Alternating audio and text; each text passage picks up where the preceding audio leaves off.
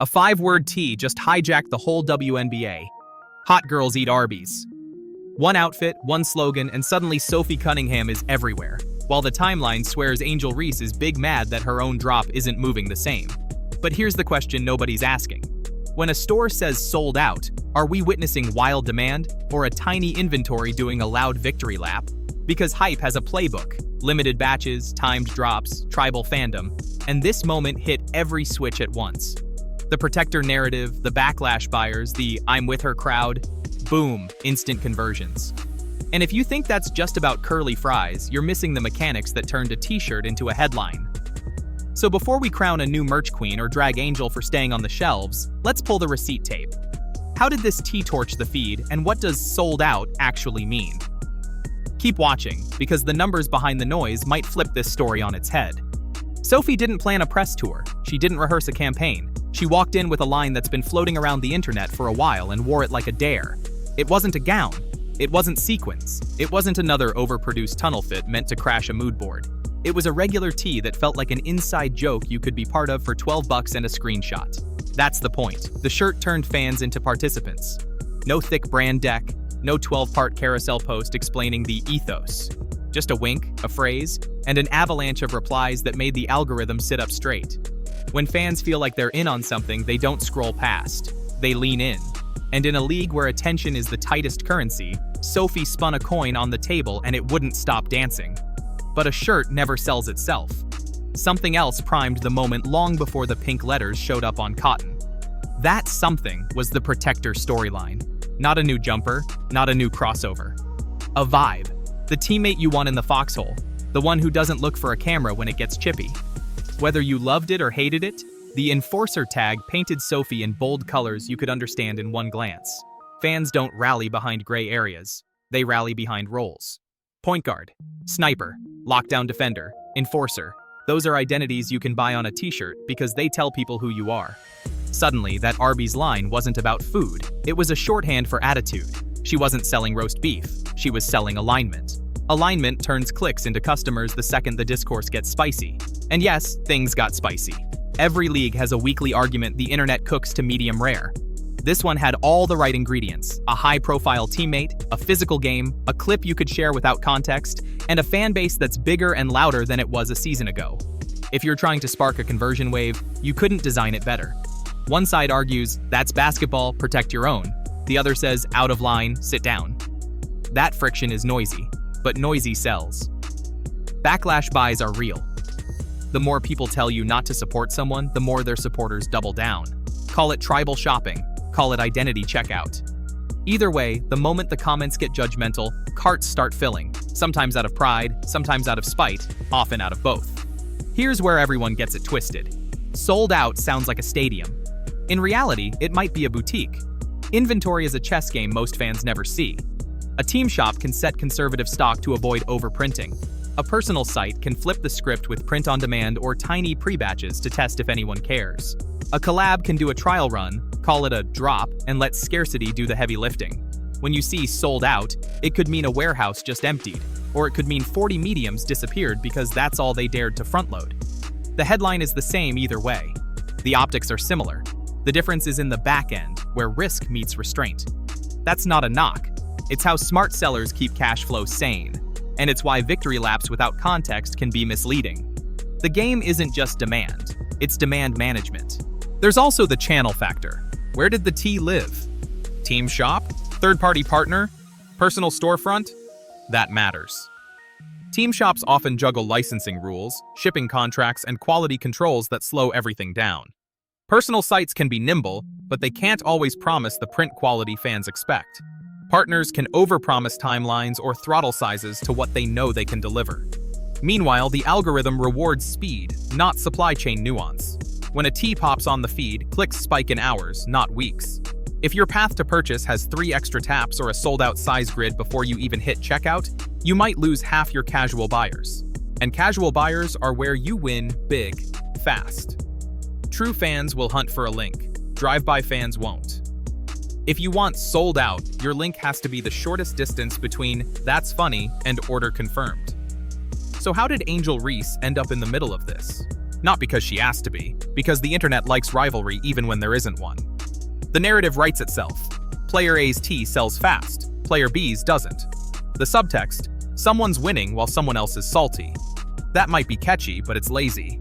Merch success isn't just about clout or charisma. It's timing, design, pricing, sizes, and how clean the buy now path is when the moment hits. It's whether the first wave of customers can post their packages within a week or if they're waiting a month. It's whether the product looks good on camera or just looks good in a mock-up. If Angel's shop didn't match the moment, that's an operations problem, not a personality flaw.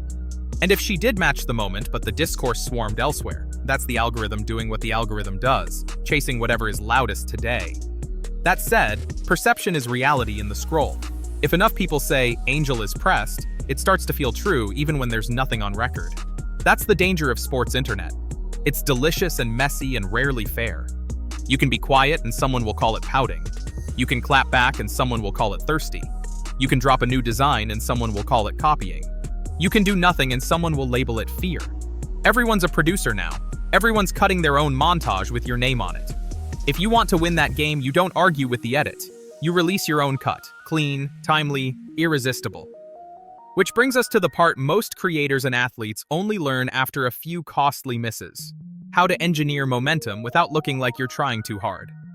The blueprint that works doesn't start with be louder. It starts with be specific.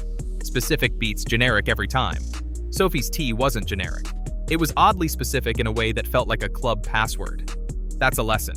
If Angel or anyone wants to flip this script, start with a capsule that belongs to a concrete moment. Tie it to a game, a date, a quote fans already repeat in the comments. If you need scarcity, make it honest. Number the pieces. Add a countdown you actually honor. Show the stack in a story so people can see it shrink. Drop at a predictable time so fans don't miss it. Then tell them if and when restock is happening so FOMO doesn't turn into bitterness. The second lever is a purpose hook that isn't a press release. Not the vague, a portion of proceeds line people have scrolled past since 2016. Pick a cause that ties directly to your persona. If you're the hustler who outworks everyone, name a scholarship fund for walk-ons and publish the receipts. If you're the protector, pledge gear to kids who play defense like their life depends on it. Show the result, not just the promise.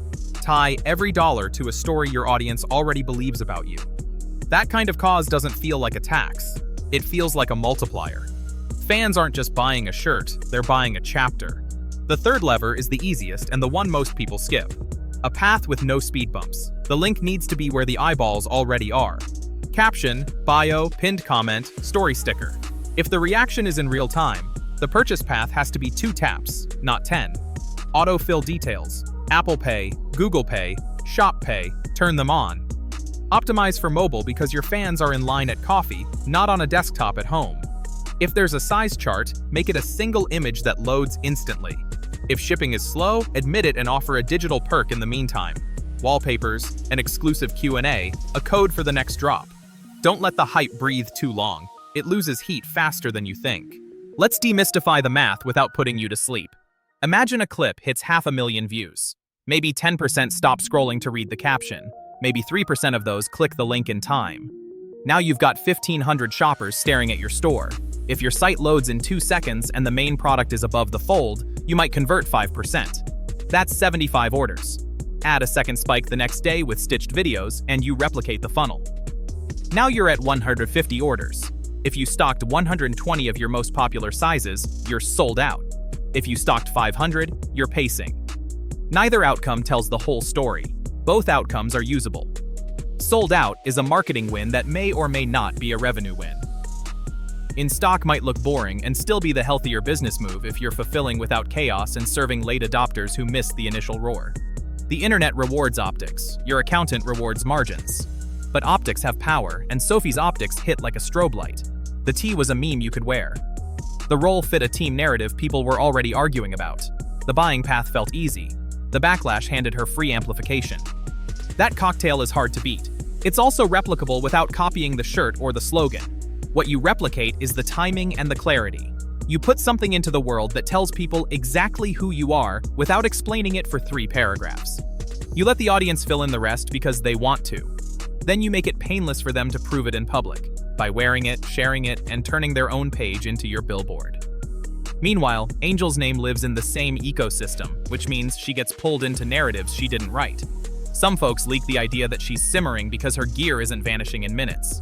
That might get views, but it ignores the long arc of building a brand. Angel's identity has always been bigger than the dunked-on timeline version. She's carved out a lane that includes style, swagger, and a fan base that doesn't need permission to be loud.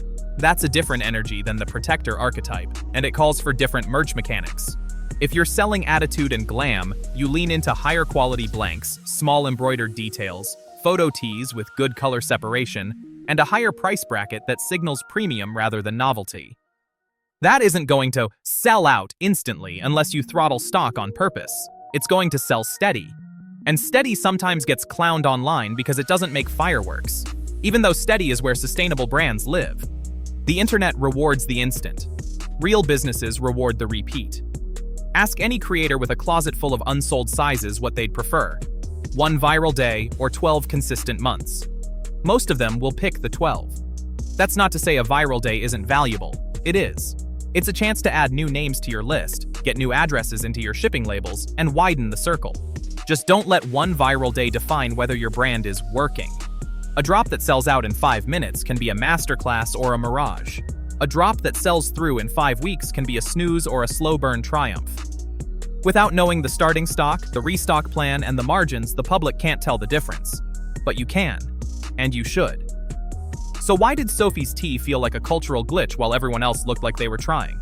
Because it didn't over-explain itself. It gave the audience a role. Fans became the punchline deliverers instead of passive watchers. The comments section turned into micro-commercials. People wore the shirt to weigh in on the conversation without typing a word. That's merchandising at its highest level, when the product does the posting for you. If you're Angel, the move isn't to copy the joke. It's to craft the object that makes your supporters say, "This is me," without them needing a caption. That could be a signature colorway. It could be a phrase your fans already use that no one outside your circle would get. It could be a number, a pose, a silhouette that feels like your calling card. Now tell me this in the comments. Is sold out proof of dominance or just proof of a smart inventory cap? And if Angel drops a numbered, purpose-linked capsule on game day with a 2-tap checkout and a real restock plan, who's betting against her? Exactly. The numbers behind the noise are waiting. The only thing left is who uses them first. Please like and subscribe if you liked the video. Thanks.